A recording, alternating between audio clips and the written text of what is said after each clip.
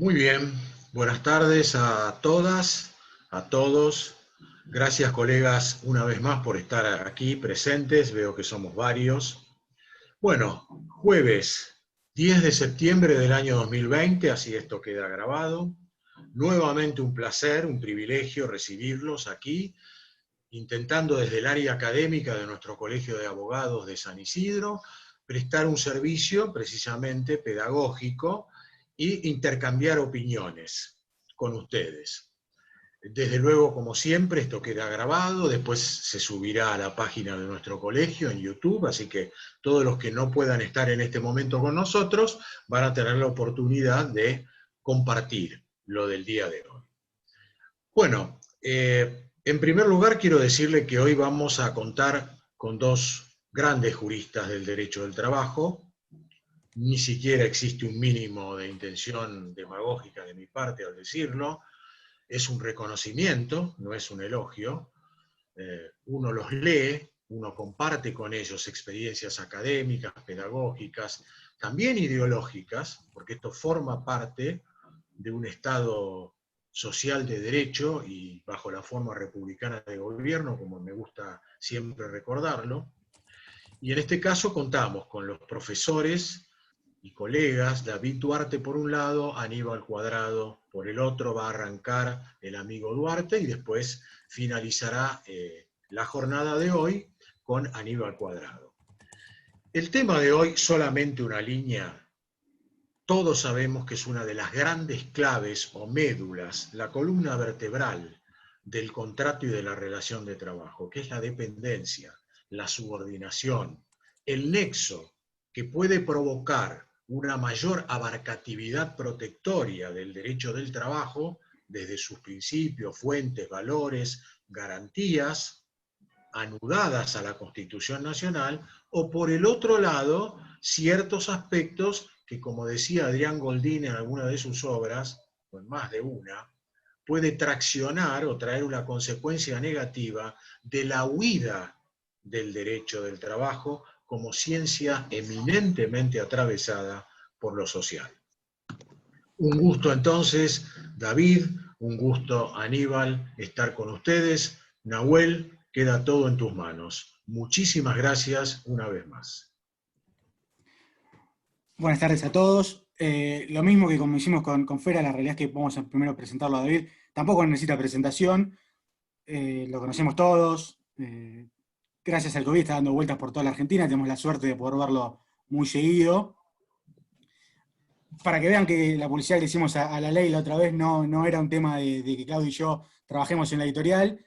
Acá tenemos un libro en el que escribió David, que dirigió Mario Ackerman, donde escribió sobre la relación de dependencia, que es el tema que nos ocupa ahora.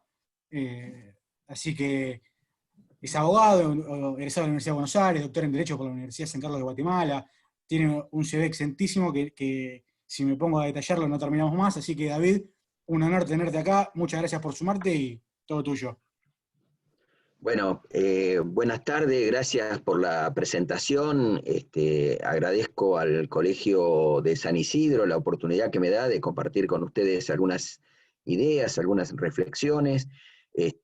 También veo con agrado el interés, digamos, que tiene este colegio en las actividades académicas. Creo que el derecho es vivo y es algo que está en permanente movimiento y cambio y hace a las relaciones intersubjetivas. Nosotros como operadores jurídicos, evidentemente, tenemos un compromiso social relevante y en este sentido la Constitución Nacional y los tratados internacionales de derechos humanos deben ser nuestra guía.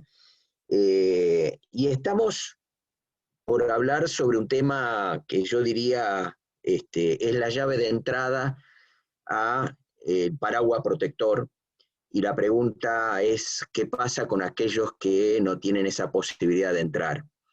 Nuestra ley de contrato de trabajo 27744, de su redacción original, tiene particularidades en cuanto le dedica 4 artículos a centrar o concentrar una idea de esto que llamamos contrato de trabajo. Desde los artículos 21 al 24 haya una especie de elementos o herramientas para entender esa relación, y que obviamente antes que existiera una definición legal de lo que era contrato de trabajo, teníamos el Código Civil, que en el capítulo dedicado a locaciones aparecía locación de servicio y locación de obra, expresión que evocaba una relación que los romanos tenían y que estaba más vinculado no a las personas, sino a las cosas, y que por lo tanto esto de poner locación de servicios evocaba ese alquiler, ¿no? Alquiler de personas, lo cual en el lenguaje cotidiano quedó incorporado, pero rememoraba o memoraba esta superación histórica del esclavismo, y que me parece que fue oportuna haber eliminado la palabra locación. Pero eso nos acerca un poco al debate, a la discusión del porqué de un derecho del trabajo. Es decir, ¿por qué empezar a separar esta idea de alquiler de personas para que presten servicios y empezar a crear la idea de que se tratan de relaciones humanas, que quien trabaja, quien presta servicio, es un ser humano que tiene derechos, incluidos aquellos que son inherentes a la persona, y que en todo caso todo el ordenamiento jurídico tienden a proteger y tutelar a esa persona. Cuando en la crisis de los 80 teníamos un escenario de huida del derecho del trabajo, como decían los italianos, son los que hablan de conceptos como la parasubordinación, o mucho después los españoles, cuando empiezan a hablar de la figura típica o característica del autónomo nuestro como autónomo dependiente. Autónomo dependiente que no tiene ninguna tutela, ninguna protección, pero que se le exige esa tutela y protección, pero queda a cargo del autónomo dependiente. Todas figuras que aparecen en esa idea de globalización, de generar condiciones para la inversión extranjera, y para esto había que abaratar los costos de las relaciones de trabajo y facilitar las inversiones que venían de empresas multinacionales para instalarse en un determinado país. Esto venía, digamos, en un paquete de pensamiento económico que inundó el pensamiento de los políticos y que intentaron bajar en la normativa laboral. Claro que esto, que estoy tratando de hacer una reseña demasiado rápida, tendiente a ver esa evolución, ¿no? De cómo de la locación de servicio pasamos a pensar de que el trabajo no debe ser considerado una mercancía, que por lo tanto había que intervenir en esa relación jurídica, y que después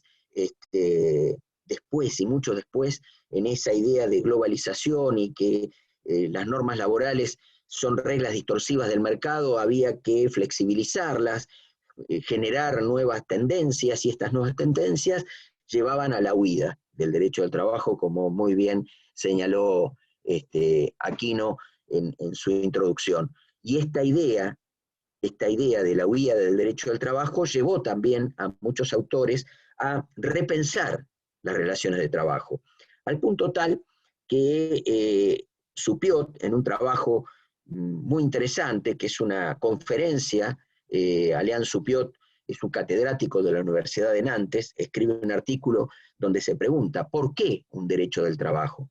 ¿Para qué sirve el derecho del trabajo? Y intentaba dar respuestas, y él decía, la teoría general de las obligaciones no da respuesta a ese vínculo, a esa relación entre trabajador y empleador. La teoría general de las obligaciones no puede dar respuesta en un vínculo donde hay una voluntad que se somete a la organización y dirección de otro, y además ese otro tiene facultades disciplinarias, que no se dan a la inversa, porque no hay trabajadores que puedan tener facultades disciplinarias frente al incumplimiento del empleador. La excepción de incumplimiento de la obligación comprometida es una figura típica de la teoría general de las obligaciones. Sin embargo, en el derecho del trabajo son de muy difícil práctica. Por ejemplo, tenemos 3 normas muy importantes que son herramientas que le da la ley al trabajador para acción de cumplimiento. Por ejemplo, la de tomarse el descanso dominical o tomarse el descanso anual cuando el empleador no lo otorga. Y por sí, ante sí, comunicar, voy a gozar de ese descanso. No conozco antecedentes alguno donde un trabajador haya podido llevar a cabo esta acción de cumplimiento. Y se ha retomado, se ha reincorporado, restablecido, restaurado el artículo 75, también con una figura en la cual el trabajador se abstiene de prestar servicios frente al incumplimiento de normas de seguridad y higiene o que no se observaren las pausas y los descansos. Y frente a esto, también el trabajador corre el riesgo de verse sometido a represalias o cualquier otra circunstancia, y aun cuando no fuesen efectivas, existe ese temor reverencial por parte de los trabajadores de poder ejercerlo y llevarlo a cabo. Quizás un tercero, que podría ser el sindicato, puede llevar adelante el ejercicio de esta acción, pero el trabajador individualmente considerado, las acciones de cumplimiento típicas de una relación civil, no la podría llevar a cabo por ese temor a represalias o despido. Y esta idea de que hay una relación desigual, Supión dice, bueno, en las relaciones comunes del contrato del derecho civil, la voluntad se compromete, pero en el derecho del trabajo la voluntad se somete. Esta es la diferencia sustancial. Y hay algo más, dice Supión, es poner el cuerpo a disposición de otro en ese vínculo, en esa relación jurídica. Con estos dos elementos, que él llama elementos estructurales del derecho del trabajo, no hay posibilidades de hacer esa huida a otro típico regulación contractual que no sea la del derecho del trabajo, cuando hay una persona física que se inserta en una organización empresaria ajena. Esta es la línea directriz que en la recomendación 198 de la Organización Internacional del Trabajo está dando, por lo menos para el escenario jurídico, como elemento, como herramienta a tener en cuenta. Ya no es más el haz de indicios del concepto de dependencia que frecuentemente encontramos en mucha jurisprudencia y en la doctrina de los autores. Creo que esto es lo que le ha servido y le sigue sirviendo a la jurisprudencia europea para considerar que, por ejemplo, en las relaciones de Uber o en la economía de aplicaciones, sirve ese estándar que ha establecido la Organización Internacional del Trabajo a través de esa recomendación 198, donde el concepto de dependencia no está. Y creo que en esto, y por algo el legislador no ha puesto una definición de qué significa dependencia. ¿Por qué? Porque es una cuestión más fáctica que jurídica. Sin embargo, es una herramienta jurídica. Inclusive cuando hablamos las tres categorías de la dependencia, decimos dependencia jurídica significa trabajo dirigido.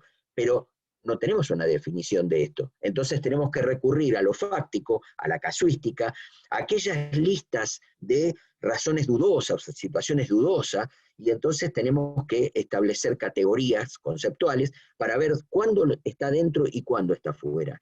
De algo que tiene que ser algo sencillo, porque cuando no teníamos todas estas categorías jurídicas, fue la jurisprudencia la que fue construyendo en la historia, por lo menos de la construcción del derecho del trabajo, esa conceptualización de tener un paraguas protector a toda persona física que se inserta en una organización empresaria ajena que tiene actividades o fines de lucro. Y esta idea es la que fue forjando de hacer una imputación jurídica a un concepto como es la definición que tenemos hoy en el artículo 21 de la Ley de Contrato de Trabajo. Pero ahí tenemos herramientas jurídicas como el 23, que habla de relación de trabajo, donde da un aspecto, una característica de las tres manifestaciones de la prestación, y el artículo 23. Norma que ha tenido dos posiciones jurídicas, yo diría, encontradas, aquellos que, además de probar el hecho de la dependencia, exigen probar la dependencia, crítica que hace Fernández Madrid, diciendo si tengo que acreditar la dependencia no necesito de la presunción del 23, directamente con el artículo 21. Si el legislador hubiese querido solamente dejar el artículo 21, no hubiese hecho una norma de las características de la presunción del artículo 23. ¿Y para qué sirve entonces esa presunción? Sirve para generar una carga dinámica en quién tiene que acreditar ese vínculo, y obviamente a partir de que el trabajador acredita el hecho de la dependencia, recae en la otra parte tener que acreditar a qué obedece esa relación jurídica que vincula a esas dos partes. Y esto es quizás lo que ha generado mayor discusión. Hasta inclusive en algunos textos van a encontrar relaciones dudosas, ¿no? Y ahí, ¿quién está dentro y quién está fuera del paraguas protector? Obviamente la huida es para huir de los costos o lo que puede generar o derivar un vínculo jurídico de estas características. Y estando adentro tiene protección, tutela, no solamente de lo que surge del contrato de trabajo, sino también de la seguridad social. Y esto es, creo yo, lo más relevante y trascendente para el trabajador, pero esto genera costos adicionales. Y siempre sostengo, el tema de los costos, el tema del capital, no se discute con los trabajadores ni con las normas laborales, se deben discutir a dónde está el capital. ¿Y de dónde está el capital? Está en los bancos, en el sistema financiero, en la política macroeconómica, y creo que estos debates deben hacerse ahí. Y Supiot, en ese texto, después de hablar de las razones estructurales, habla de las razones coyunturales, y al final dice, los jueces deben resolver los hechos conforme a derecho, y debe aplicar las reglas jurídicas y no la regla del mercado. Así termina, de alguna manera, su pregunta, ¿no?, del por qué un derecho del trabajo. Desde la jurisprudencia de la Corte tenemos, obviamente, un montón de material, y los dos últimos que generan mayor discusión, mayor debate, han sido Cairone, del cual después Cairone Pastore, que fueron dos casos, y luego Rica, y después otro caso sobre una persona que hacía la BC de agente de seguro, y que ahí también la Corte se mete en el tema. Con una aclaración previa, que es interesante tener en cuenta. Cuando nosotros sacamos de esta idea, y según estos elementos estructurales que señala Supiot, nos llevamos a la idea de la libertad de contratar. Obviamente que la ley de contrato de trabajo en ese artículo 21 parte de la idea de libertad, pero también inserta allí, porque cualquiera sea su forma o denominación, lo que importa es la realidad de cómo fue ese vínculo. Y en esta idea, George Ripert decía que la libertad no es más que una apariencia de libertad, cuando se debe contratar para vivir. Es decir, esa persona va a buscar salario para poder vivir, y por lo tanto esa libertad ya está restringida. Esto lo decía Ripert. Libertad de contratar en las relaciones laborales es sencillamente unilateralidad patronal, porque la persona física que presta el servicio no pone condiciones en ese contrato, solo el cuerpo y el alma. De esta idea es que Supiot dice que, por lo tanto, la voluntad se somete. Es ahí donde él dice, y esto requiere, exige de la norma heterónoma que intervenga esa relación, que intervenga para que esa voluntad sometida no esté expuesta. Y por otro lado, la tutela y la protección de la integridad psicofísica y su dignidad, que también se desprende de la normativa laboral, pero también de los tratados internacionales de derechos humanos. Por lo tanto, es muy importante tener en cuenta que ese vínculo jurídico tiene estas especiales características, y que no podemos libremente ponerlo en un ordenamiento o en otro. Y porque además el 14 bis tiene este mandato, ¿no?, donde dice el trabajo en sus diversas formas. Este mandato de trabajo en sus diversas formas no en ningún momento habla de dependencia. Uno podría decir, bueno, pero cuando el legislador reglamentó el derecho del trabajo, puso el concepto de dependencia como figura de la escena, como esa llave de entrada al paraguas protector del 14 bis. Pero tengamos presente, y no nos olvidemos, que estamos hablando de un vínculo muy particular. Y aquello que fue la llave de entrada no puede ser la llave de salida. ¿Por qué? Porque a partir de entrar dentro de ese paraguas protector, yo no tengo que ir atrás de la huida o de la búsqueda, digamos, de una fuga a partir de esto, porque si no, no estaríamos realizando el derecho constitucional. Hay un primer fallo, digamos, de la Corte del año 47, año 1947, un caso que llamado Martín Erazo. Uno de los primeros casos donde la Corte habla de esta idea del contrato de trabajo. La regulación general y permanente de las relaciones entre asalariados y empleadores es, por su naturaleza, materia propia del derecho privado. Había un caso anterior, que era Arizu. En ese caso Arizu, que era de la década del 30, se trataba de un problema en donde la provincia de Mendoza había regulado en materia de salario mínimo vital y tiempo de trabajo, jornada laboral, pero ya teníamos la 11.544 y hubo un reproche constitucional en ese sentido, y ahí la Corte dijo, esto es propio de la locación de servicio, propio del Código Civil. ¿Por qué? Porque no había normativa laboral. Pero esta idea del derecho privado ya teníamos jurisprudencia anterior, y ahí ya se señalaba que las provincias no pueden regular en materia de derecho común.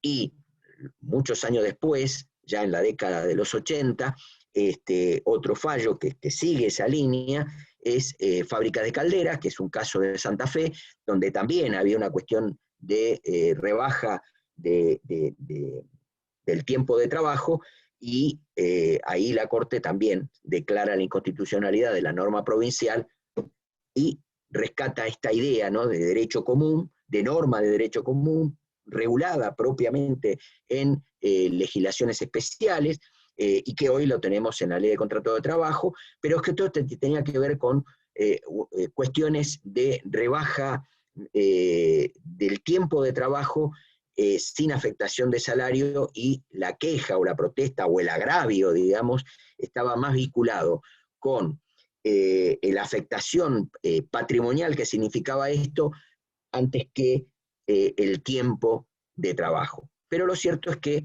esta introducción, digamos, en el caso Martín Erazo del año 47, vuelve nuevamente a señalar que es derecho privado, que es derecho común, y dice que está precedido por un interés público de que el trabajo humano esté siempre a cubierto de tener que subordinarse al interés de la explotación, para lo cual se lo requiere.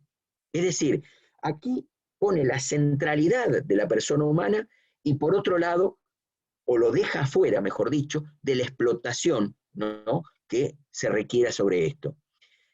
Y esto constituye el interés particular de los empleadores y empleados que se ordenen concertadamente a un interés superior, que es el interés social. Y ahí obviamente que aparece esta idea, ¿no?, de que esta relación jurídica está comprometido un interés social. Este caso, Martín Erazo, que señala en estos términos, pone un compromiso donde la relación, el vínculo de trabajo, excede lo que es la voluntad de las partes. Y esto es muy importante tenerlo en cuenta, haciendo una breve consideración sobre el concepto de libertad de contratar. Es diferente el concepto de libertad de contratar, que se reconoce en el artículo 19 de la Constitución Nacional, en el concepto de acciones privadas de las personas, no en el 14, porque el 14 habla de ejercer toda industria lícita. Obviamente que este es un derecho, o mejor dicho, es una libertad en la cual el ordenamiento jurídico da herramientas para tutelar y proteger esa libertad.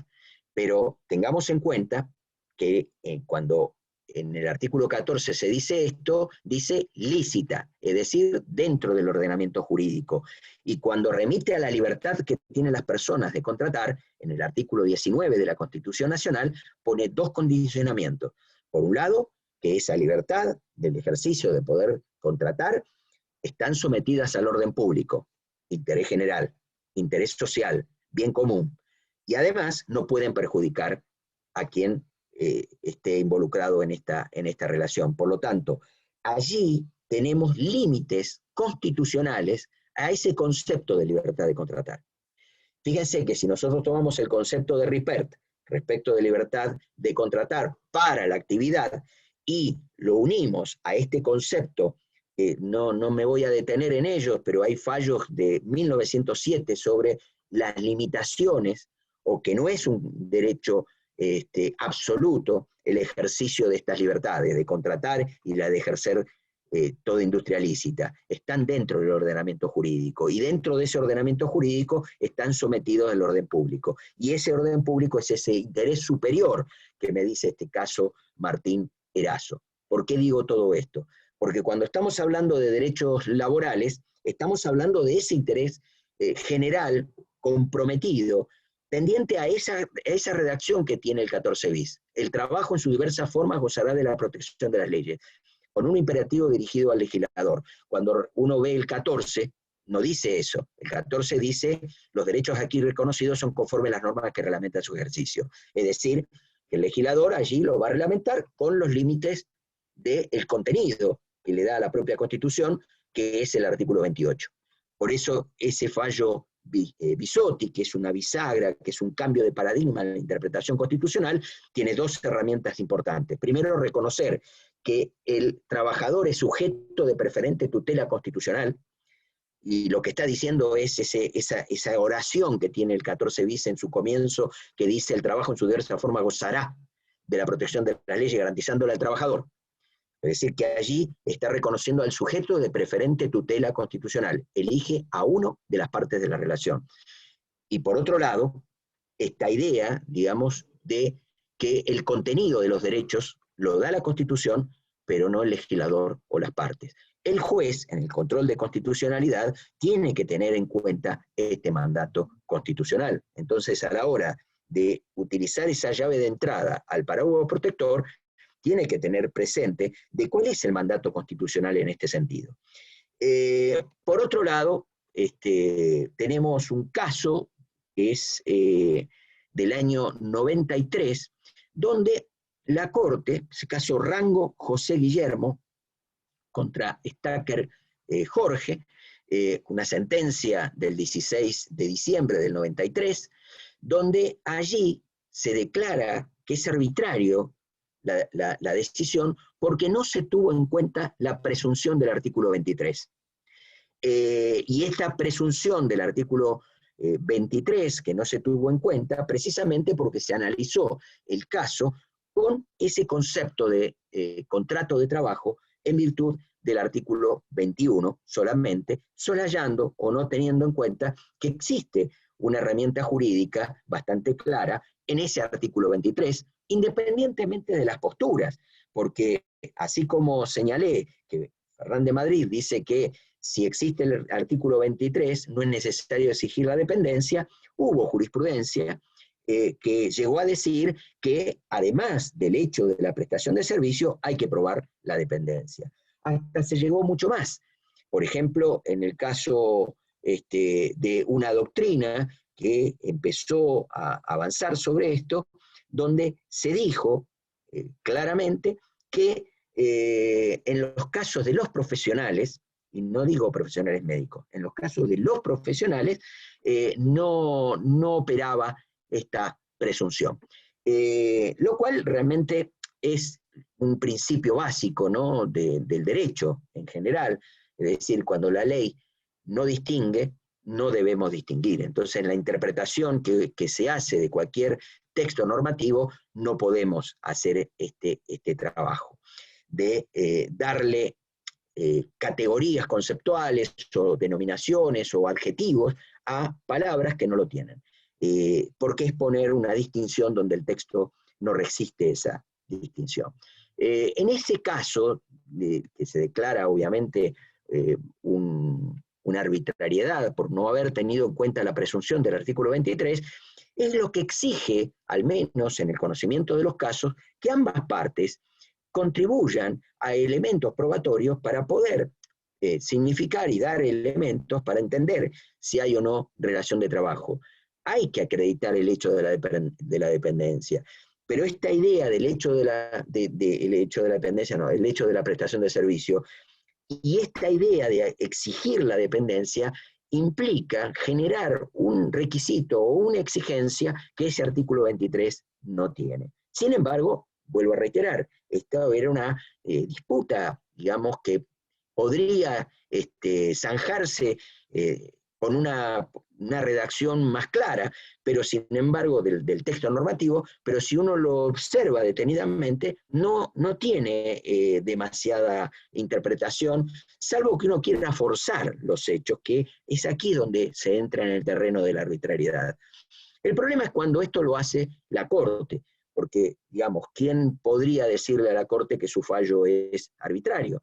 Es decir, cuando omite o le introduce adjetivos o exigencias a normas de derecho común, cuando, primero, la Corte no tiene por función interpretar normas de derecho común, salvo cuando los jueces de la instancia hacen una interpretación inadecuada, una interpretación sobre los hechos que no resiste la aplicación de la norma que se intenta aplicar, o que la interpretan de tal manera que la norma se torna inoperante, es decir, vacía de contenido la norma.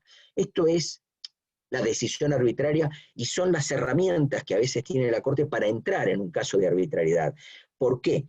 Porque las funciones que tiene la Corte, dadas por la Constitución Nacional, artículos 116 y 117, y no hay otras facultades distintas que esas, y que en todo caso la reglamentación, que es la ley 48, le asigna esta función, y en los límites está en ese 3 incisos del artículo 14 de la ley 48. Es decir, estas son las facultades de la Corte, y la Corte no puede dar indicaciones o tratar de unificar jurisprudencia de los distintos fueros o distintas jurisdicciones del país, porque estaría entrometiéndose en esos poderes reservados que tiene las provincias y que se han asignado, obviamente, en esa interpretación de normas de derecho común, y que los jueces de la instancia son los únicos que tienen esa facultad. Ustedes me dirán, bueno, pero la Corte ha entrometido, como por ejemplo el caso Rodríguez con compañía embotelladora, donde llegó a decir que el artículo 30 no era aplicable a la distribución, franquicia o concesión. Y eso que hizo la Corte en ese precedente fue dejado sin efecto por la propia Corte, precisamente porque esta idea, digamos, de ponerle requisitos o exigencias a una normativa de derecho común, no es función de la Corte, no es tribunal de casación, no tiene tampoco facultades legiferantes, y no se puede hacer distinciones donde la norma no distingue. Y esto fue dejado sin efecto por un fallo llamado Benítez contra Plataforma Cero, que en mi opinión es el precedente que explica con detalles cuál es la doctrina de la arbitrariedad. Entonces, si uno quiere hacer un planteo de arbitrariedad y quiere acceder a la Corte Suprema de Justicia de la Nación impugnando un fallo que considera que es arbitrario, las herramientas jurídicas están en ese fallo, en Benítez contra Plataforma Cero, que es un caso donde deja sin efecto el precedente Rodríguez con compañía embotelladora, pero por las razones por las cuales se utilizó ese precedente. Y este es otro tema que es muy importante tenerlo presente también. Cuando nosotros tomamos un fallo de la Corte y decimos, no, porque la Corte dijo, tengamos cuidado de ver si las circunstancias de ese caso se adecúan a aquel precedente que nosotros queremos aplicar y decir, ese precedente ya resolvió el tema, porque guarda, la Corte resuelve cuestiones de arbitrariedad, y la arbitrariedad no es más y nada menos que ese principio básico de que nadie puede ser privado de sus derechos sin sentencia fundada en ley. Y si yo aplico inadecuadamente una norma de derecho común, estoy cometiendo una arbitrariedad, y por lo tanto la Corte me va a decir, señor, eso es arbitrario, tiene que dictarse nuevo pronunciamiento. La Corte no puede meterse y dictar un pronunciamiento. Las facultades que tiene del artículo 16 es cuando hay cuestión federal. Es cuando hay cuestión federal. Es ahí únicamente donde la Corte sí tiene facultades y puede apartarse de lo dicho y meterse en el asunto y resolverlo. pero si no, manda a dictar nuevo pronunciamiento, porque es el juez de la instancia, o quien le siga en orden de turno, que debe expedirse sobre la interpretación y aplicación del derecho común. Este caso Rango, obviamente, debió haberse tenido en cuenta como elemento probatorio, y que al no haber tenido, digamos, el juez en cuenta esa presunción, se entendió que se afectaba la congruencia y por lo tanto se tornó arbitrario. Hay muchos criterios respecto de esta idea, digamos, que nos da la Corte en este sentido. Obviamente que en Cairone se hace una categorización de supuestos de dependencia, pero realmente, en mi opinión, creo que ahí la Corte se excede en el sentido de introducirse en cuestiones fácticas. Esto es propio de los jueces de la instancia. El señalamiento es, mire, usted está aplicando la norma entendiendo que los hechos que han sido acreditados, que forman parte del debate del expediente, no son suficientes para el encuadre normativo, por lo menos de los analizados en la instancia, y vuelva a que sean analizados nuevamente. Cuando se excede de esto, o como por ejemplo se dan indicaciones de cómo debe ser la dependencia, o categorías sobre la dependencia, en mi opinión, en esos casos se está extralimitando en esa función. Aquí, y en esta idea que ya estoy tratando de terminar, porque veo que se me pasó el tiempo y hice una introducción demasiado larga, hay un precedente que yo siempre cito, que me parece interesante, por lo menos tener en cuenta, si bien es un caso del 2011 de empleo público, posterior a Ramos. Ahí se dijo algo muy importante. El goce de los derechos humanos es un prerequisito para el desarrollo económico, en esta idea de qué tenemos que hacer con esos vínculos laborales, ¿no? Y aquí, en este caso, se rescató esta idea, ¿no?, de tener en cuenta que una persona, cuando está en un vínculo, una relación de trabajo, tiene una razonable expectativa de los derechos provenientes del 14 bis. Es decir, una persona que trabaja, por más que tenga la figura contractual que fuese, tiene una razonable expectativa de los derechos provenientes de la Constitución. Y obviamente que ningún trabajador tiene presente cómo se define el contrato de trabajo, cuáles son los elementos que lo componen, que el artículo 23 basta con acreditar el hecho de la dependencia, pero otros dicen que en realidad además tienen que probar. Todas estas cosas son debate jurídico, no es lo que le pasa a cualquier persona cuando empieza a trabajar en una organización empresaria ajena. Pero lo importante de este caso siciliano es que rescata algo muy importante, que la naturaleza jurídica de una institución debe ser definida fundamentalmente por los elementos que la constituye, con independencia del nombre que el legislador o los contratantes le atribuyen. Y aquí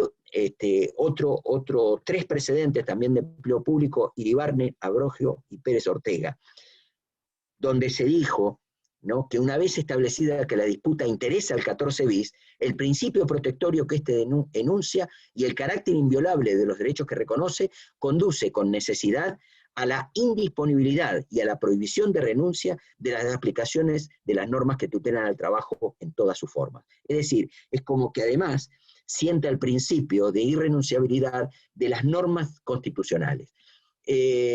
Aquí, obviamente, en esta idea, digamos, de Cairone, de Rica, casi con esta función casatoria, la Corte se mete en temas de derecho común, y que creo que no es función de la Corte, y que eso es propio de los jueces de instancia. ¿Se imaginan ustedes 24 provincias donde la Corte tenga que hacer esa función casatoria?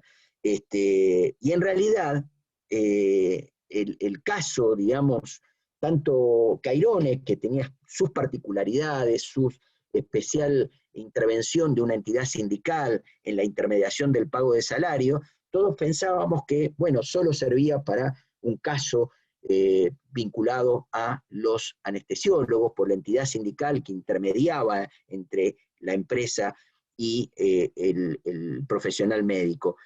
Sin embargo, luego Enrica se rescata nuevamente. Y yo recuerdo en el considerando séptimo, donde se destaca, además de todo el fallo, la única expresión que la Corte la destaca en negrita, es cuando dice: los profesionales constituyen la columna vertebral del hospital, son factor importante en la marcha económica de la institución. Yo digo, si esto es así, ¿por qué no le estoy reconociendo que hay una relación laboral dependiente en la cual es la columna vertebral del funcionamiento del hospital? Y aquí obviamente se apunta más a la consecuencia económica que significa condenar a las clínicas, porque no es solamente el hospital italiano o el hospital alemán, sino el efecto que irriga, digamos, a todas las relaciones de los profesionales médicos que se ven totalmente desprotegidos con esta doctrina que en definitiva conduce a aquella que en algún momento Morando introduce en un fallo diciendo: los profesionales médicos no les es aplicable el artículo 23. Cuando eso no surge de la norma, cuando eso no es, entonces no podemos establecer reglas de estas características, porque estamos invadiendo precisamente este aspecto propio del derecho común, propio de la regulación laboral, desde un criterio aparentemente de derecho federal, del cual no tiene contenido, por lo menos en estos casos donde la cuestión es de derecho común y cuestiones fácticas, como es acreditar los elementos que me conducen a decir si hay o no dependencia. Tenía más casos para señalar, pero yo ya estoy en tiempo, así que agradezco la atención y quedo abierto para las preguntas que quisieran formular. Muchas gracias. Muchas gracias a vos, David. Hay varias preguntas. Ahora les iremos la palabra a Aníbal y después las hacemos al final todas juntas. Ya anoté 4 que hicieron acá. Todos te felicitan y te agradecen por la exposición. Así que ahora después al final volvemos. Gracias. Bueno, también nos acompaña Aníbal Cuadrado, que es abogado, especialista en Derecho del Trabajo por la Universidad Nacional de Rosario. Esta es mi opinión personal. Es la persona que más ha estudiado el tema de los trabajadores de plataformas. Publicó un montón de artículos que ya lo van a ver en el material. Así que, Aníbal, un honor y un gusto tenerte acá en el Colegio de Abogados. Todo tuyo. Bueno, buenas tardes a todas y a todos. Ante todo, el honor es mío. La verdad que les agradezco por preocuparse en esta materia y en este especial caso, de este fenómeno que podríamos decir de los trabajadores organizados por empresas bajo plataformas digitales. Ante todo, el agradecimiento al Colegio de Abogados de San Isidro, a los doctores y profesores Claudio Aquino, Nahuel Espinillo y a Erika, ¿no? Y a todos los profesores y juristas que veo acá, amigos, que nos acompañan hoy. Bueno, este tema es un tema que está muy bien que lo hayamos puesto después de la gran charla que acaba de dar David, porque justamente trata de esto, ¿no? Lo que estamos debatiendo es justamente la protección de las personas en situación de trabajo. Y en el caso de estas personas que hoy día vemos en las calles con sus bicicletas, motos o en su caso autos, y que prestan su fuerza de labor para empresas que organizan y dirigen esa fuerza de trabajo bajo plataformas digitales, lo que yo doy en llamar el nuevo establecimiento digital, que ya desarrollaremos. Bueno, si bien la cuestión hoy es desde la jurisprudencia, no puedo hacer más o menos un marco teórico rápidamente, por el tiempo que tenemos, sobre la cuestión. En primer lugar, desarrollar un poquito cuál es la problemática, el fenómeno que se da con este desembarco de estas empresas, no solamente en Argentina, sino en el mundo. Esta problemática se está dando concomitantemente en todos los países. Primer fenómeno, primer problema es el tema de la empresa deslocalizada y escondida en la virtualidad, ya que lo primero que hay que entender es que detrás de estas plataformas digitales que el consumidor baja a sus móviles o los trabajadores bajan a sus móviles para prestar su fuerza de trabajo, existen empresas y empresarios que organizan esta actividad a través de esas plataformas digitales. pero que hay alguien que recibe el fruto de esa labor humana. El hecho que estas empresas puedan estar radicadas o no en nuestro país, para nuestro orden público laboral no es ningún problema, atento el artículo 3, que establece el principio de territorialidad. Por tanto, en tanto se ejecute aquí en nuestro país la prestación de la fuerza laboral, se aplica todo nuestro orden público laboral. Incluso también esto reforzado no solamente en el artículo 3 de la LCT, sino también en el artículo 2600 del Código Civil y Comercial, en tanto repele cualquier orden público extranjero que contradiga al nuestro. Incluso la realidad actual en cuanto a los trabajadores de delivery que ustedes ven en las calles, es que estas empresas hoy ya están radicadas en Argentina, en virtud de que por los artículos 118 y 123 de la Ley de Sociedades le exige o bien fijar domicilio en nuestro país o bien constituir una sociedad. Por lo tanto, hoy existe un claro sujeto pasivo para reclamar e imputar la calidad de empleador. Basta simplemente ver qué marca, la marca comercial, para ir a buscarla a los distintos registros públicos, que hoy lo podemos ver por internet, y determinar cuál es la razón social que vamos a imputarle el carácter de empleador. Segundo problema, trabajo precarizado, colectivo expuesto a riesgo. Todos ustedes saben que a estos trabajadores se les exige, salvo una de las empresas que tiene un sistema mixto, se les exige el hecho de que se muestren como autónomos ante la AFIP y se pongan como monotributistas, reabriendo debates viejos y superados, ¿no?, de los años 90, donde todos los trabajadores dependientes eran monotributistas.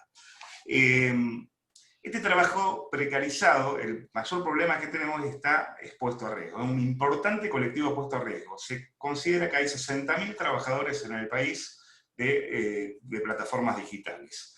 ¿Y cuál es el problema? Al ser monotributista no tienen su riesgo, o sea, no tienen su aseguradora de riesgo de trabajo. Si bien las empresas que hoy ya se encuentran radicadas acá y que tienen personal en relación de dependencia, como ser los administrativos o los supervisores, tienen contratos con aseguradora de riesgo de trabajo, esos trabajadores, al ser monotributistas, no están en la nómina. Por lo tanto, bueno, ahí hay que pensar un supuesto de 28 apartado 2 de la Ley de Riesgo de Trabajo para poder reclamar a esas aseguradoras de riesgo de trabajo.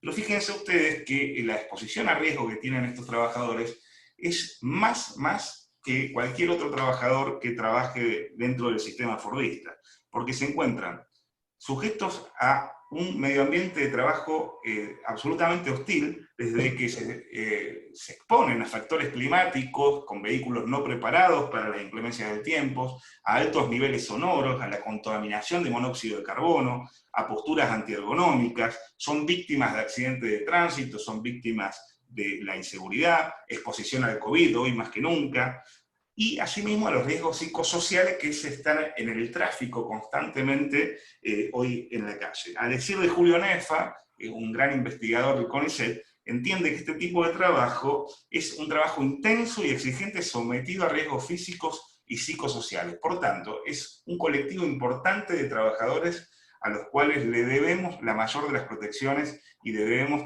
velar y trabajar por esto, ¿no? Tercer problema, impacto, fuentes de trabajos regularizadas. ¿Y por qué digo esto? Porque los cadetes y los choferes siempre existieron en nuestro país. Nunca dejaron de existir. Las empresas que daban ese trabajo y que incluso muchas de ellas lo tenían bajo su relación de dependencia y debidamente inscritos, han tenido un fuerte impacto al desembarcar estas empresas, puesto que la competencia es absolutamente desleal desde que estas nuevas empresas tienen todos sus trabajadores precarizados y no deben asumir, no quieren asumir los costos laborales que sí lo hacen la vieja empresa de cadetería. Así que imagínense ustedes cómo esto impacta. Pero aún más se da el fenómeno que una de estas empresas que usa los uniformes de color rojo con sus letras blancas, ya había desembarcado, fue la primera que desembarcó en nuestro país, y lo había hecho con todo una fuerza de trabajo perfectamente regularizada e inscrita ante los sistemas de la seguridad social, o sea, como dependientes. Al desembarcar las otras empresas que van llegando luego, con sus uniformes amarillos, colorados, naranja, fueron impactando también en aquella primera, y esta que hizo fue despidiendo a los trabajadores que tenían relación de dependencia y volverlos a tomar a estos o a otros ya bajo el sistema de la precarización del monotributo. Así que es un claro ejemplo de cómo este tipo de modalidad que desembarca en nuestro país y en otros países impacta en el modelo precarizado sobre fuentes de trabajo regularizadas.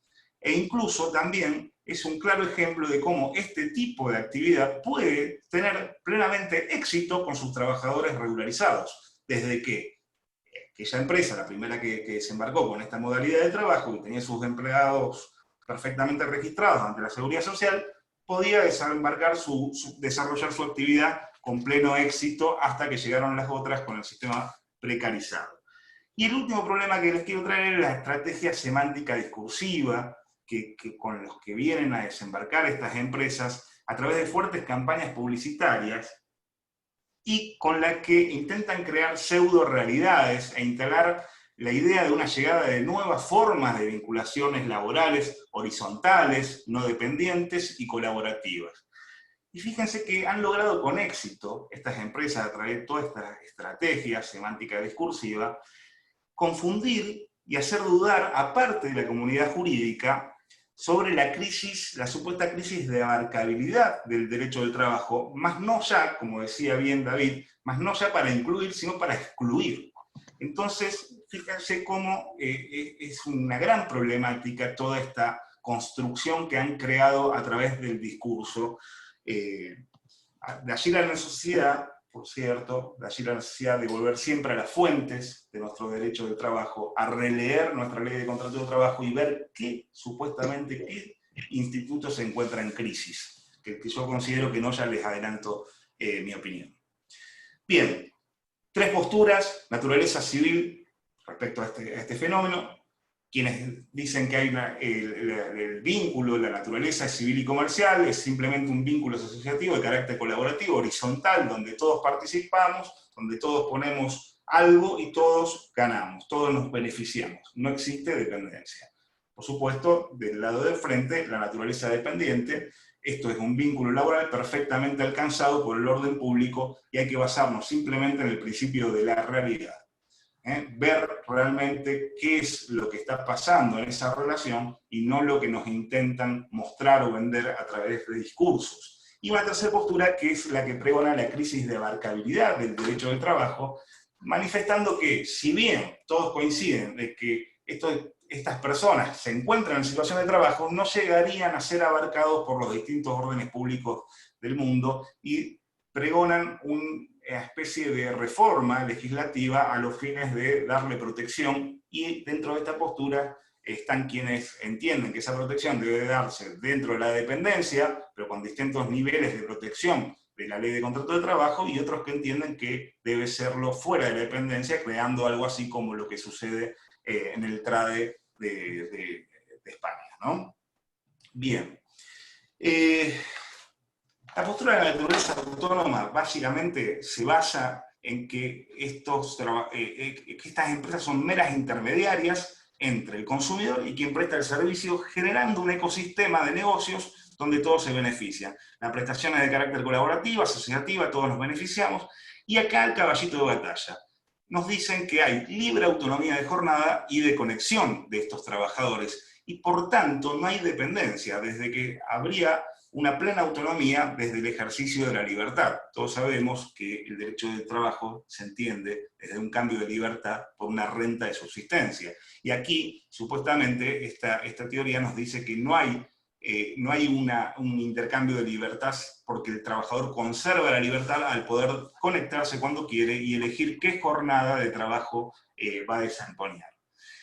Que no hay exclusividad, ya que pueden trabajar para distintas empresas, que utilizan herramientas propias, por lo tanto aportan toda su organización para poder llevar a cabo el trabajo, y que hay una ausencia de un establecimiento laboral físico a donde reputar el carácter de empleador. Esos serían los argumentos de la teoría de la postura de la naturaleza autónoma. Por otro lado, la postura dependiente, basada principalmente en el principio de la realidad, nos habla de que lo primero que hay que ver es que aquí cuál es el verdadero objeto comercial de estas aplicaciones, de estas empresas que utilizan aplicaciones digitales. Y aquí yo le digo que es el kit de la cuestión. ¿Por qué? Porque si entendemos que estas empresas son meras intermediarias, donde simplemente conectan y no interfieren ni intervienen en el desarrollo del servicio que hace la persona en situación de trabajo, bueno, ahí estaríamos ante una crisis de abarcabilidad del derecho del trabajo, porque tendríamos una persona que está realizando su fuerza de trabajo, pero que no estaría inserta en ninguna organización desde que nadie la dirigiría, simplemente la plataforma lo conectaría. Bien, no es así. Justamente lo que está sucediendo acá es que el verdadero objeto comercial de estas empresas es el servicio de transporte. Desde que no solamente conecta al consumidor con el comercio, con el trabajador que va a prestar en definitiva la fuerza de trabajo en el mundo de la realidad, sino que también lo dirige, lo organiza y controla toda la actividad para que se desempeñe ese transporte con éxito hasta el consumidor y así recibir el fruto del trabajo. Por tanto, estamos ante una prestación dirigida, controlada, inserta en una organización de medios de producción ajenos. Fíjense lo que decía David aquí, la doctrina más moderna hoy ya no se fija tanto en si tenemos una dependencia técnica, jurídica o económica, sino si el trabajador está, si la persona en situación de trabajo está inserta o no en una organización de medios de producción ajenos. Consideren ustedes, piénsense a un trabajador en una bicicleta si realmente está con su propia organización o si se inserta en otra para poder llevar a cabo la actividad. Y destruyendo la teoría de la libertad, la teoría de la dependencia que nos dice, en realidad acá no hay tal libertad desde que la jornada se encuentra todavía organizada a quien le reputamos el carácter de empleador. ¿Por qué? Porque es la misma empresa la que organiza la jornada, que conserva las facultades que le da el 197, tercer párrafo de la LST, pero ya no la hace bajo el sistema clásico fordista de 8 horas tantos días de la semana, sino que lo que hace es organizarla por franjas en determinados horarios, producto justamente de la actividad que va desempeñando, y las pone a disposición de los trabajadores para que estos y estas elijan esas franjas. Pero ¿cómo las eligen? ¿Pueden acceder libremente a esas franjas horarias? No. Hay todo un sistema de ranking que estas empresas han implementado para que el trabajador pueda elegir, depende cómo esté rankeado. Por lo general, cada empresa va variando, pero más o menos es similar.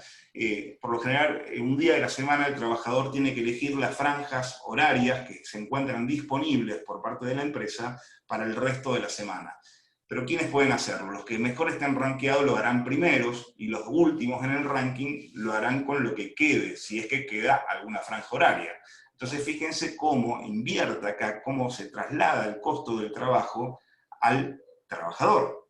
Desde que la empresa, al abonar solamente cuando el trabajador efectivamente presta el servicio, le traslada el costo de tiempo de disposición, porque tenemos trabajadores que se encuentran a disposición, que quieren trabajar, pero que no pueden acceder, o que acceden en aquellas franjas horarias que simplemente se encuentran disponibles. O sea que hay que desmistificar de que el trabajador tiene una libertad para elegir la franja horaria, sino que lo hace en la medida que se encuentren habilitadas, en la medida que se encuentren disponibles por parte de la empresa conforme a la organización que efectuare esta. Y en ese ranking, ¿quiénes van a ser los que están por encima? O sea, ¿quiénes serán los primeros que eligen? Aquellos que justamente no ejercen su libertad de conectarse cuando quieren o de jornada, sino aquellos que hacen un trabajo de excelencia, o sea, que están todo el tiempo disponibles, todo el tiempo trabajando para que la empresa sea exitosa. Por tanto, en realidad no hay libertad, no hay tal libertad. El tema de la no exclusividad, bueno, si la misma empresa nos permite trabajar para otras empresas, es un supuesto de 88, del 88 de la LST, desde que no hay falta el deber de no concurrencia, porque es la misma empresa la que me está permitiendo a mí trabajar para otras, si es que fuere el caso que se da. Y a todo evento no sería un indicio de no laboralidad, sería un incumplimiento del trabajador. Bien, el tema de que aportan sus propias herramientas, la teoría de la dependencia lo desmistifica en tanto que hay que ver cuál es el valor real de las herramientas aportadas para llevar a cabo el servicio. No podemos nunca comparar una bicicleta, una moto o un auto con lo que es la plataforma digital, que es la que en realidad permite llevar a cabo con éxito el servicio y que llegue el producto al consumidor. Estas plataformas digitales incluso hasta cotizan en bolsa con importantes sumas de dinero que jamás podrían compararse con lo que aporta el trabajador, ya sea que el trabajador se pague su propio móvil, el servicio del móvil, que pague su monotributo, no importa, porque el que pone el verdadero elemento para llevar a cabo la actividad es la empresa dueña de la plataforma digital e incluso la marca comercial, porque en definitiva el consumidor no elige llamar a Pedro o a Juan, sino a aquella marca comercial ya impuesta en el mercado que le asegura el éxito del producto que está solicitando. Concepto de dependencia, no me voy a detener, perfectamente David lo explicó, simplemente diré que en el caso argentino, acreditada la prestación de servicios, se tiene que activar, se debe activar la presunción y será esta empresa de plataforma la que deberá demostrar que ese trabajador tenía una organización de medios ajenos. Por lo tanto, si ustedes me dicen que un trabajador en bicicleta, en una moto o un auto tiene una propia organización, conforme se encuentra calificado por el artículo 5 de la LST, bueno, yo creo que estamos con visiones distintas. Y por supuesto, como elemento importantísimo, la recomendación 198, que bien David ya la invocaba, y que yo aquí les traigo, que ya nuestra Corte Federal ha invocado en el precedente Ramos contra Estado Nacional. Bien, tercera postura, no me voy a detener mucho, simplemente es que nos dicen que no hay crisis que hay crisis de abarcabilidad, que la LST en el caso argentino no aplicaría. Si bien se reconoce que hay personas en situación de trabajo, necesita alguna regularización a través de otras leyes, que es algo en lo que se estaría trabajando el Ministerio de Trabajo de la Nación en nuestro país, tratando de llegar a una regulación por estatutaria, ¿no? Con un nivel de protección distinta o similar al de la LST. Bien, vamos ahora entonces a lo que nos atiene, que es la deconstrucción. Yo le llamo la deconstrucción jurisprudencial, ¿por qué? Porque está en referencia a la problemática que les planteaba antes de la construcción, la estrategia semántica discursiva, esta construcción de pseudo-realidades, es necesario deconstruirla a través de la jurisprudencia. Hoy básicamente la jurisprudencia se encuentra prácticamente del lado de la postura de la dependencia. Y esto me refiero a nivel internacional, desde que en nuestro país no existen precedentes de fondo sobre la cuestión dependencia-autonomía. Simplemente ustedes habrán escuchado el fallo Rojas, el fallo Fierro contra Rappi, pero se trata de una cuestión de medidas cautelares, donde la Cámara Nacional del Trabajo revocó el fallo de primera instancia que otorgaba la medida cautelar, pero sin meterse en el fondo de la cuestión, simplemente consideraba que no se daban los presupuestos para la medida cautelar. Pero es un fallo, es un juicio que sigue y que ya tendremos la sentencia, y considero y espero que será un importante precedente para la postura de la naturaleza dependiente. En España es donde se lleva la mayor batalla de la deconstrucción jurisprudencial, porque en España se encuentra una de las principales empresas que explotan las plataformas digitales, que es la de los uniformes amarillos, y allí es muy interesante detenernos, porque en España fíjense que lo que se debate no es naturaleza versus dependencia. En España ya están en un escalón más allá y están debatiendo dependencia versus trabajador autónomo económicamente dependiente. O sea, la batalla está dada entre naturaleza de la dependencia y la tercera postura que antes hablábamos. Por lo tanto, es para observar lo que está ocurriendo allí. Y si bien en primera instancia, hasta el año pasado, estaba bastante repartida la jurisprudencia, la mitad de los tribunales opinaban que eran TRADE y la mitad opinaba que eran dependientes dentro del Estatuto de los Trabajadores, hoy día la mayoría de los tribunales superiores, o sea, la alzada de España, ha sostenido y considera que son trabajadores que deben ser abarcados dentro del Estatuto de los Trabajadores españoles. Y allí también se da una batalla porque el inspeccionismo, o sea, lo que sería el Ministerio de Trabajo, lleva a cabo, ha desplegado una importante actividad en materia de inspecciones, ha modificado sus actas de inspección y ha llevado a la justicia todas las inspecciones considerando que son trabajadores dependientes. Bueno, yo aquí básicamente les dejo algunos fallos.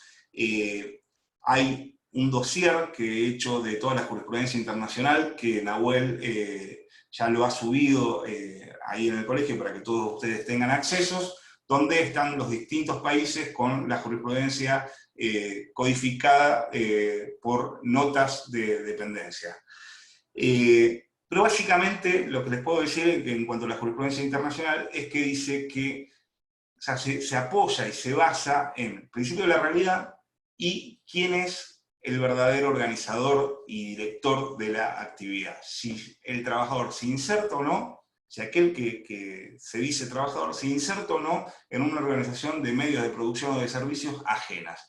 Y así lo ha determinado la mayoría de la jurisprudencia, no solamente de España, sino también de Gran Bretaña y de Francia.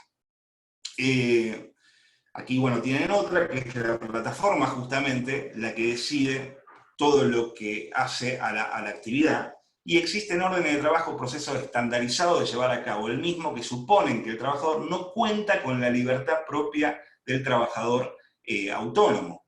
Y este es el fallo que más me interesaría detenerme un minuto, porque creo que es, primero que es reciente, porque es del 3 de febrero de este año, es del Tribunal Superior de Justicia de Madrid, y aquí trabaja varios conceptos que destruyen la teoría del trabajador autónomo en este tipo de trabajos. Fíjense que nos dicen, la agilidad es también patente porque no asume riesgos ni los beneficios del transporte a aquella persona en situación de trabajo. Y distingue que los riesgos del transporte no significan los perjuicios causados por la negligencia, ya que esta no es más que una consecuencia del incumplimiento del deber que le impone el artículo 5A del Estatuto de los Trabajadores, en el caso argentino, artículo 87 de la LST. El hecho de que yo tenga que responder por daños y perjuicios frente a quien organiza mi trabajo, por ejemplo, porque no llegó la pizza, o porque se me cayó, o lo que fuere, es simplemente un incumplimiento contractual que en el caso nuestro será tratado dentro de los deberes, de derechos y deberes de nuestra LST, específicamente en el artículo 87, pero no es una nota de no dependencia. Asumir el riesgo significa asumir el riesgo ya empresarial, no del servicio en particular que estoy trabajando. Y en el caso sería asumir el riesgo frente al consumidor. Yo asumo un riesgo frente al consumidor que en el ejemplo no le habría llegado la pizza.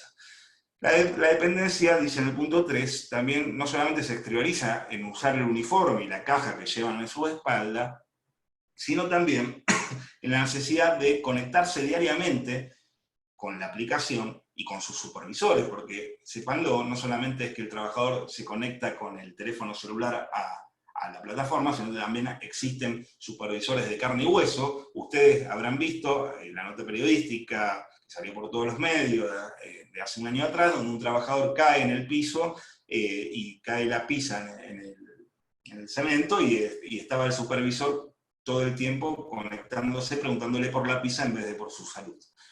Esto demuestra de que hay trabajo dirigido y que hay personas humanas incluso detrás de esto. Bien. Y acá a mí me interesa lo que dice este fallo en cuanto a la jornada de trabajo, porque fíjense, acá nos dice, la no asistencia de los actores al trabajo en todos los días laborables es un mero efecto de la configuración que la empresa misma pretende dar al contrato de trabajo para eludir la calificación laboral y no constituye un dato esencial para determinar su verdadera naturaleza, pues el comportamiento empresarial impide conocer las causas de inasistencia que en un contrato de trabajo debidamente regularizado se puede producir por motivos tan justificados como permiso, licencias, vacaciones, enfermedades. Por otra parte, la posibilidad de compatibilizar el trabajo en otras empresas es algo que debidamente autorizado no desnaturaliza el contrato, bueno, lo que le decía del artículo 88. Yo ahora estoy trabajando justamente en un caso donde una trabajadora aquí en Rosario es accidentada estando en ocasión de su trabajo por un taxi, la Roja, estuvo días que no tenía RT, que además no tenía obra social, porque sepan ustedes que el monotributista, si bien tiene obra social, no es la obra social de un trabajador dependiente. O sea, si bien puede acceder a ser afiliado a una obra social, sepan ustedes que le van a dar el PMO, la prestación médica obligatoria, nada más que eso. Y esta trabajadora, luego de estar 20 días atendida por hospitales públicos, cuando quiere retomar su actividad, es rankeada en el peor de los rankings. Por lo tanto, hoy no puede elegir franja horaria, o puede elegir la peor, la que le quede a disposición por la empresa. O sea que nótese qué libertad tienen estos trabajadores. Bueno, hay muchos más fallos, yo acá se los voy a dejar, este PowerPoint se los van a mandar, aquí les dejo todos los fallos en el mismo sentido. Les dejo también un fallo del 4 de marzo de este año de la Corte de Casación francesa respecto a Uber, que básicamente se para en la situación de que el trabajador está inserto en una organización de medios de producción ajeno y que es un trabajo dirigido y organizado por la empresa de plataformas digitales. Bueno, que fija, es la misma empresa la que fija las tarifas y no interviene en nada el trabajador en esa fijación de tarifas. Así que bueno, me gustaría desarrollar un poco más, esto por lo general una charla de 3 o 4 horas, pero la traté de comprimir aquí, así que quedo a disposición de las consultas o el debate que querramos dar sobre esta temática.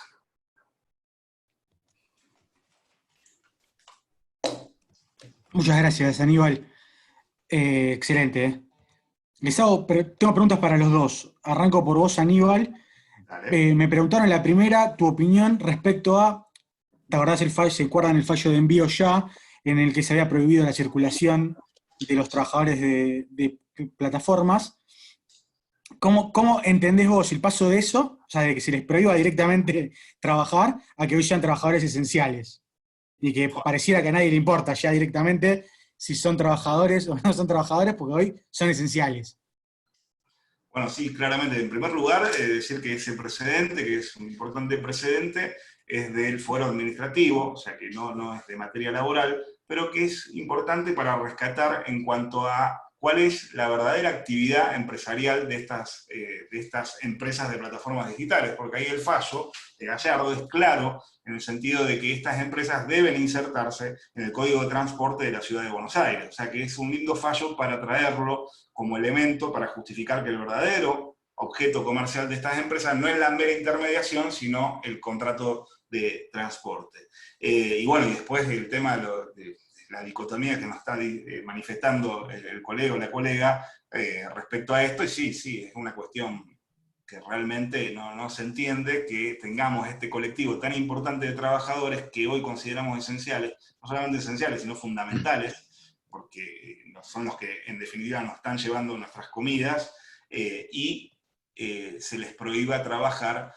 Pero bueno, son decisiones judiciales que no son de la materia laboral, son muy discutibles, pero ya del área administrativa, digamos. Y la última, para vos, y después ya pasamos a David, que también tenemos muchas preguntas, es, sucintamente, vos algo ya dijiste igual, ¿qué pensás del estatuto que se dio a trascender y que después lo dejaron sin efecto porque recibió muchas críticas? A grandes rasgos. Del último, podemos decir. Claro, ¿de cuál? El de Topet, Álvarez. Hoy sigue elaborándose ese proyecto. Primero que es un anteproyecto, o sea, no está ni siquiera en la legislatura, ni siquiera en la legislación, en el Poder Legislativo Nacional. Hago un paréntesis, el único que puede regular en materia laboral es el Poder Legislativo Nacional. Esto para dejar de lado todo lo que fue la regulación que tuvo Cava respecto a esta actividad que no puede ni debe tener inferencia en lo que es la naturaleza laboral de estos trabajadores.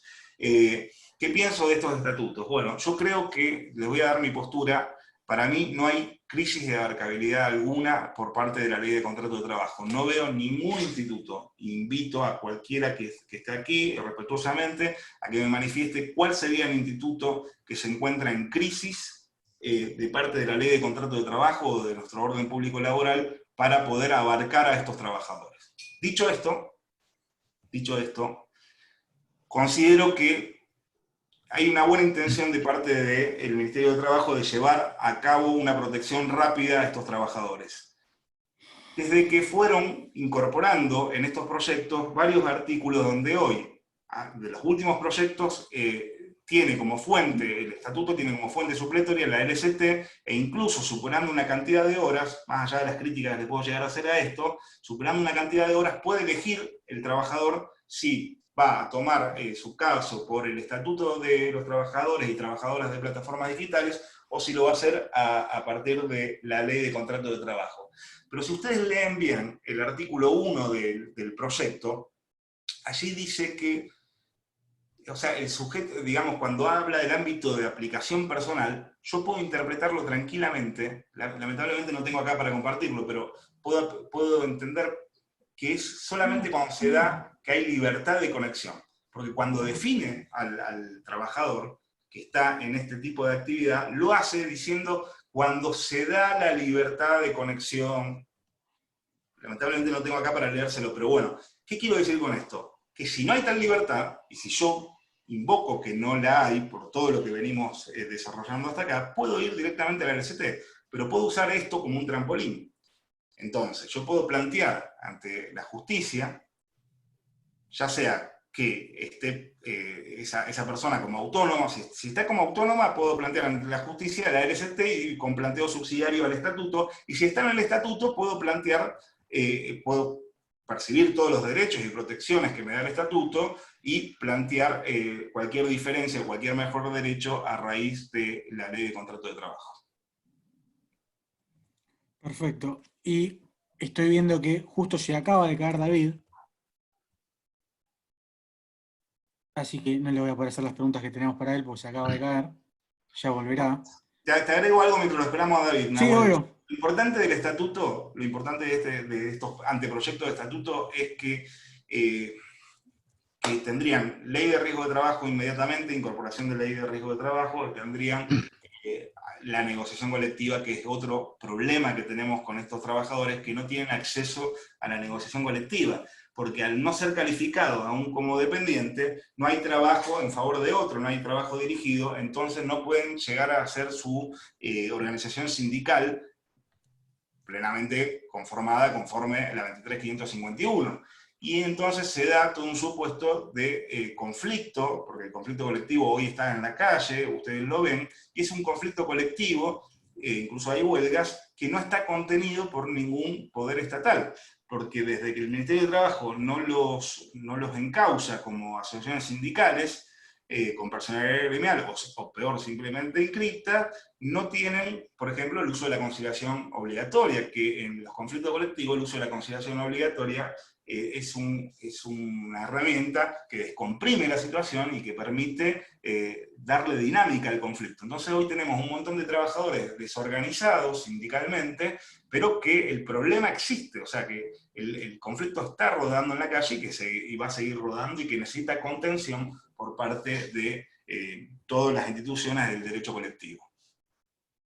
¿Se conectó David? ¿O se nos fue? No se conectó, debe estar con problemas de internet, así que... ¿Tenés otras preguntas mientras tanto? Sí, acá me preguntan cuál es tu opinión. Dame un segundo que la busco de nuevo porque les había elegido 2 para cada uno, pero bueno, como David se cayó, vamos solo con vos. Bueno, tenés un artículo de esto, justamente. ¿Qué pensás de la ausencia de establecimiento? Que Bien. vas a decir que no hay ausencia de establecimiento, pero bueno, No hay ausencia de establecimiento. por eso mismo. No Así está formulada la pregunta. A ver, dos respuestas te doy. No hay ausencia de establecimiento desde que estas empresas hoy ya tienen establecimientos en la ciudad de Buenos Aires, que son las oficinas. Existen un montón de situaciones de trabajo en nuestro país regularizadas y que nadie discute la dependencia, donde el trabajador no acude a las oficinas, sino que simplemente trabaja o en la calle o en establecimientos ajenos. Piénsese, viajantes de comercio, piénsese los trabajadores de limpieza, de seguridad, que nunca van al establecimiento de las oficinas de la empresa, sino que van directamente a prestar a otros lugares físicos. Pero más allá de esto, piensen ustedes que el artículo 6, al definir el establecimiento, lo define, la LST, parece que el legislador hubiera sido tan previsor, lo define como la unidad técnica de ejecución destinada a lograr los fines de la empresa. ¿En qué lugar de esa norma dice que el establecimiento tiene que ser un lugar físico? Entonces ahora lo llevo a lo que son las plataformas digitales. Estas plataformas digitales están llenas de algoritmos que no solamente conectan con el consumidor, sino que también geolocalizan dónde está el trabajador, cuál es el ranking que tiene ese trabajador, le otorgan el trabajo, controlan todo el trabajo, lo dirigen al trabajo, perciben las mismas plataformas digitales el dinero del consumidor, administran ese dinero y luego le pagan al al comercio adherido, si fuera el caso, y al trabajador en particular en su cuenta bancaria. Entonces, si no estamos allí, frente a una unidad técnica de ejecución destinada a lograr los fines de la empresa, por eso es lo que yo doy en llamar, que bueno, ahí mencionaba Nahuel, que lo he escrito ahí en Provincial Pulsoni, pero que ahora también he escrito otro para el grupo de estudios de derechos sociales, donde lo que doy en llamar el establecimiento digital. O sea, existe, incluso este problema no lo vamos a tener solamente con los trabajadores de delivery. Hoy día la industria del software está construyendo un montón de plataformas digitales profundizado por este conflicto de la pandemia mundial, donde se acelera el teletrabajo, donde estas plataformas digitales van a organizar toda la actividad y van a dirigir y organizar el trabajo. Recuerden ustedes que nuestro legislador ha elegido distinguir entre empresa, establecimiento y explotación. Y a la empresa, como la define como aquellos medios inmateriales y materiales, y al establecimiento lo define como aquel donde organiza materialmente el trabajo el empresario. Entonces, las plataformas digitales justamente hacen eso. Empresas que están en cualquier lugar del mundo pueden organizar y dirigir trabajo y recibir los frutos de ese trabajo a través de las plataformas digitales, que yo considero que son verdaderos establecimientos en los términos del artículo 6 de la LCT. Muchas gracias, señor. Sí, coincido. De hecho, el artículo ese está ahí también para que los que preguntaron o tienen temas con el establecimiento, está en el material, también en la jurisprudencia, hay varios artículos más. También hay muchos artículos de David que no se pudo conectar, pero bueno, ya nos quedamos sin tiempo, así que, como saben, después de nosotros arranca otra actividad del Colegio de Abogados y la UBA, así que nos sacan del aire, acá nos corren, no nos vamos a extender más. Muchas gracias a todos por sumarse. El material ya lo pueden descargar ahora desde la página del colegio. Está dividida la parte de Aníbal con la parte de David, por una cuestión, nada, para que sea más fácil buscarlo y descargarlo, pero básicamente el material, el tema en sí es el mismo, por eso lo juntamos. Doctor Aquino, si quiere hacer unas palabras en los 2 minutos que nos quedan. Está muteado. Ahora sí. No, simplemente agradecerles. Realmente las dos disertaciones son tan prácticas y tan, digamos, principiológicas, dándonos las fuentes, que para aquellos que ejercen la profesión cotidianamente y los que no lo hacemos tan recurrentemente, la verdad que nos ilumina estos caminos. O sea, uno como director de este emprendimiento, en nombre del Colegio de Abogados de San Isidro, nos damos cuenta que se está prestando un servicio pedagógico, académico, realmente potente. Es un servicio social. Así que bueno, uno se va muy conforme y si no lo dice se queda con algo, ¿no? Nahuel, una vez más, el agradecimiento de tu espléndida tarea. Y los esperamos el jueves que viene, otra vez, el jueves 17, sí, donde va a estar precisamente, entre otros expositores, el doctor Nahuel Espinillo. Vamos a ver temas de criptomonedas, de remuneración. Va a estar el doctor Guirado, creo, también, con los temas, sí, de, bueno, toda la actividad normativa que tenemos en el marco de esta pandemia. Así que muchísimas gracias a todos. Realmente me vuelvo a ir muy orgulloso y muy conforme. Gracias a todas y todos por estar acá. Hasta la próxima. Gracias a todas. Hasta la próxima. Chao. Chao.